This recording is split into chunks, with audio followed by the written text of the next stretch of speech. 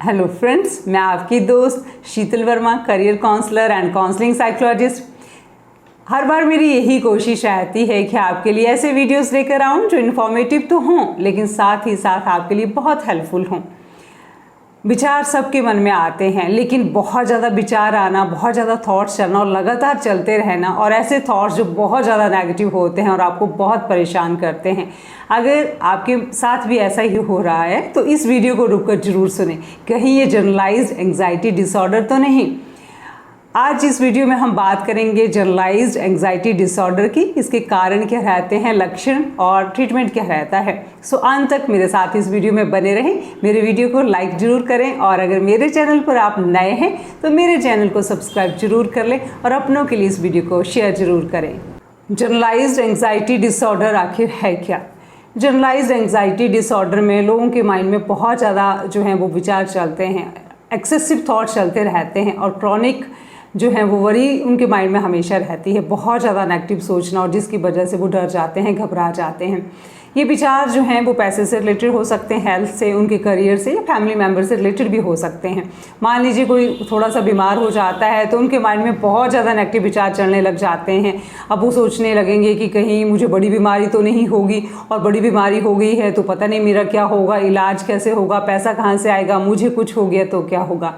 या फिर मान लीजिए उनके घर का कोई फैमिली मेम्बर बाहर है, गाड़ी लेकर बाहर गए हैं और वो घर अक्सर 5 बजे तक आ जाते हैं और आज 5:30 हो गए हैं, तो उनको चिंता होने लग जाएगी कि पता नहीं क्या हुआ होगा, और उन्होंने फ़ोन करा, फ़ोन भी नहीं उठाया। अब तो उनकी चिंता और बढ़ जाएगी, उनको लगेगा पक्का कुछ ना कुछ इनके साथ गलत हो गया है, बुरा ही हुआ है। तो इस तरह से वो बहुत ज़्यादा नेगेटिव सोचने लग जाते हैं, या फिर अपने जॉब के लिए या करियर के लिए भी वो बहुत ज़्यादा नेगेटिव सोच लेते हैं। मान लीजिए किसी जॉब इंटरव्यू के लिए जाते हैं तो उनके माइंड में पहले ही थॉट चलने लग जाएंगे कि पता नहीं इंटरव्यू कैसा होगा, जो चीज़ें मेरी तैयार नहीं हैं वही पूछा गया तो मैं क्या करूँगा। या फिर जॉब लग जाती है तो पता नहीं मैं किस तरह से अपनी जॉब को अच्छे से कर पाऊँगा, और अच्छी नहीं मेरे से अपनी जॉब में परफॉर्मेंस आई तो कहीं मुझे जॉब से निकाल तो नहीं देंगे। तो इस तरह से जो है बहुत ज़्यादा थॉट्स और एक्सेसिव थॉट्स उनके माइंड में चलते रहते हैं, जो कि उनको बहुत परेशान करते हैं। सो जनरलाइज्ड एंग्जाइटी जो है उसमें लोग बहुत ज़्यादा नेगेटिव सोचते हैं और बहुत एक्सेसिव थॉट जो हैं वो उनके रहते हैं। जनरलाइज्ड एंग्जाइटी डिसऑर्डर के सिम्टम्स की अगर हम बात करें तो बहुत ज़्यादा वरी, एक्सेसिव वरी, बहुत ज़्यादा सोचना, जिसकी वजह से दिमाग जो है वो बहुत थक जाता है, मसल्स में बहुत ज़्यादा टेंशन रहती है, पेट खराब रहता है, बार बार वॉशरूम जाना, लगातार दिमाग जो है वो सोचता रहता है, इरिटेट होना, नींद अच्छे से नहीं आती, कंसंट्रेशन की बहुत ज़्यादा दिक्कत आती है और दिमाग में बहुत ज़्यादा अनवांटेड थॉट जो हैं वो चले रहते हैं। तो ये सारे सिम्टम जो है वो एंग्जाइटी डिसऑर्डर के रहते हैं।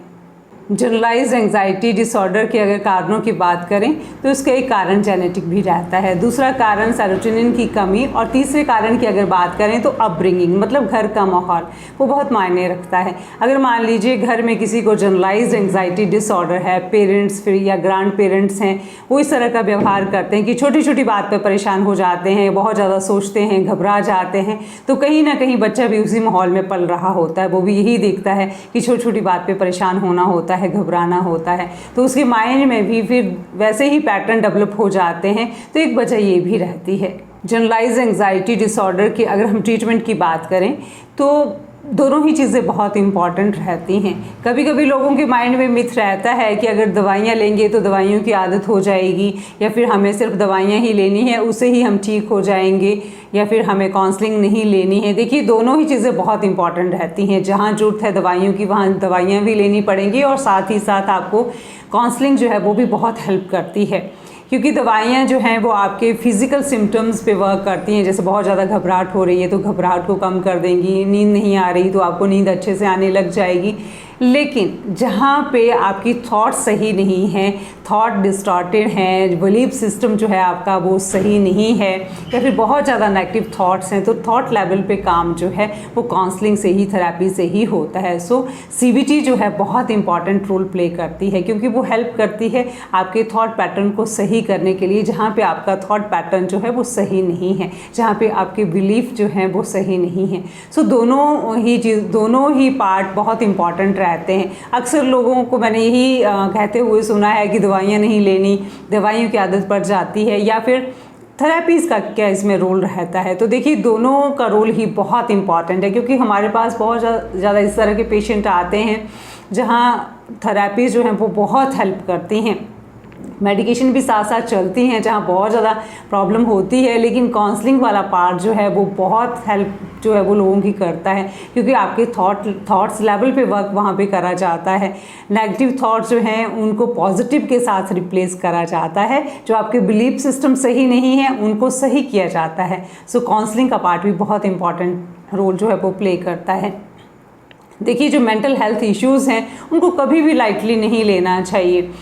लोगों के मन में यही रहता है कि छोटी मोटी चीज़ें तो हैं, ये सही हो जाएंगी, लेकिन फिर देखते ही देखते जब हम इनको इग्नोर करते हैं या खुद से हम चीज़ों को करने की कोशिश करते हैं और हमसे वर्क नहीं होता है, तो फिर वो बात जो है वो बिगड़ जाती है और बहुत लेट हो जाता है। इसलिए कभी भी आपको ये लगता है कि हमें कोई दिक्कत हो रही है, किसी भी तरह से आपको कोई समस्या लग रही है, तो आप जो है वो प्रोफेशनल के पास ज़रूर जाएँ और प्रोफेशनल की हेल्प लें, क्योंकि जितनी जल्दी आप प्रोफेशनल के पास पहुँच जाते हैं, आपका जो ट्रीटमेंट है वो सही टाइम पर शुरू हो जाता है, तो बहुत जल्दी आप अपने इश्यूज़ को ओवरकम कर लेते हैं और एक अच्छी मेंटल हेल्थ जो है उसको आप एंजॉय करते हैं और एक अच्छी फ्रूटफुल लाइफ जो है वो आराम से आप जी सकते हैं।